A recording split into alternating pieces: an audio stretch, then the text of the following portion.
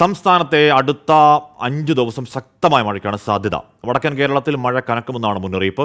തിരുവനന്തപുരം, കൊല്ലം, പാലക്കാട്, വയനാട് ഒഴികെയുള്ള 10 ജില്ലകളിൽ നിന്ന് യെല്ലോ അലർട്ട് പ്രഖ്യാപിച്ചു. അലക്സ് മുഹമ്മദ് ചേരുന്നു. അലക്സ്, ഇടവിട്ടുള്ള മഴ എന്നതിൽ നിന്ന് അത്യാവശ്യം കനപ്പെട്ട മഴയിലേക്ക് കാര്യങ്ങൾ പോവുക അല്ലേ?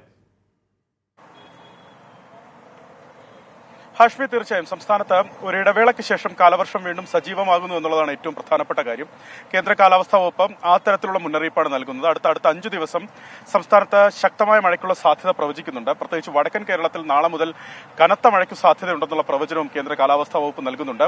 തിരുവനന്തപുരം, കൊല്ലം, പാലക്കാട്, വയനാട് ഒഴികെയുള്ള 10 ജില്ലകളിൽ ഇന്ന് യെല്ലോ അലർട്ട് പ്രഖ്യാപിച്ചിട്ടുണ്ട്. അതായത് ശക്തമായ മഴയ്ക്കുള്ള സാധ്യത ഇന്ന് 10 ജില്ലകളിൽ ഉണ്ട് എന്നാണ് കേന്ദ്ര കാലാവസ്ഥാ വകുപ്പ് അറിയിക്കുന്നത്. കോഴിക്കോട്, കണ്ണൂർ, കാസർഗോഡ് ജില്ലകളിൽ നാളെ ഓറഞ്ച് മുന്നറിയിപ്പ് നൽകിയിട്ടുണ്ട്. അതായത് അതിശക്തമായ മഴയ്ക്കുള്ള സാധ്യത വടക്കൻ കേരളത്തിലെ വിവിധ ജില്ലകളിൽ ഉണ്ട്. കണ്ണൂർ, കാസർഗോഡ് ജില്ലകളിൽ നാളെ ഓറഞ്ച് മുന്നറിയിപ്പ്, മറ്റന്നാളും ഓറഞ്ച് മുന്നറിയിപ്പ് നിലനിൽക്കുന്നു എന്നുള്ളതാണ് ഏറ്റവും പ്രധാനപ്പെട്ട കാര്യം. അതങ്ങനെ അടുത്ത 5 ദിവസം കൂടി തുടരുമെന്ന് കേന്ദ്ര കാലാവസ്ഥാ വകുപ്പ് അറിയിക്കുന്നുണ്ട്. മലയോര മേഖലയിൽ ജാഗ്രത വേണം. മഴയ്ക്കൊപ്പം ശക്തമായ കാറ്റിനും ഇടിമിന്നലിനും സാധ്യതയുണ്ട്. പൊതുജനങ്ങൾ ജാഗ്രത പാലിക്കണമെന്ന് ദുരന്ത നിവാരണ അതോറിറ്റി അറിയിക്കുന്നുണ്ട്.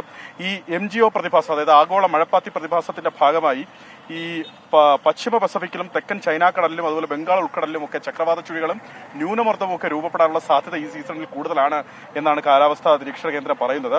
ഇതിന്റെ ഭാഗമായി ന്യൂനമർദ്ദ പാത്തികളും അതുപോലെ കേരള തീരത്ത് ഈ തെക്കു പടിഞ്ഞാറൻ കാറ്റ്, മൺസൂൺ കാറ്റ് ശക്തി പ്രാപിക്കുന്നതുമാണ് ഈ ദിവസങ്ങളിൽ കാലവർഷം സജീവമാകാൻ കാരണമെന്നാണ് കേന്ദ്ര കാലാവസ്ഥാ വകുപ്പ് പറയുന്നത്. എന്നാണെങ്കിലും ജാഗ്രത വേണം. അടുത്ത ദിവസങ്ങളിൽ മഴ തുടരും.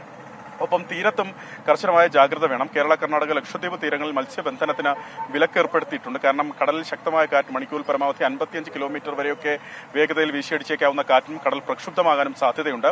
കേരള, കർണാടക, ലക്ഷദ്വീപ് തീരങ്ങളിൽ മത്സ്യബന്ധനത്തിന് ഏർപ്പെടുത്തിയ വിലക്ക് അത് മത്സ്യത്തൊഴിലാളികൾ പാലിക്കണമെന്നുള്ളതാണ് ഏറ്റവും പ്രധാനം. അതുപോലെ കേരള തീരത്തും തമിഴ്നാട് തീരത്തും ഉയർന്ന തിരമാലയ്ക്കും കടലേറ്റത്തിനും സാധ്യത നിലനിൽക്കുന്നുണ്ട്. മത്സ്യത്തൊഴിലാളികളും തീരദേശവാസികളും ജാഗ്രത പാലിക്കണമെന്ന് ദേശീയ സമുദ്രസ്ഥിതി പഠന ഗവേഷണ കേന്ദ്രവും അറിയിക്കുന്നുണ്ട്. ഹാഷ്മി.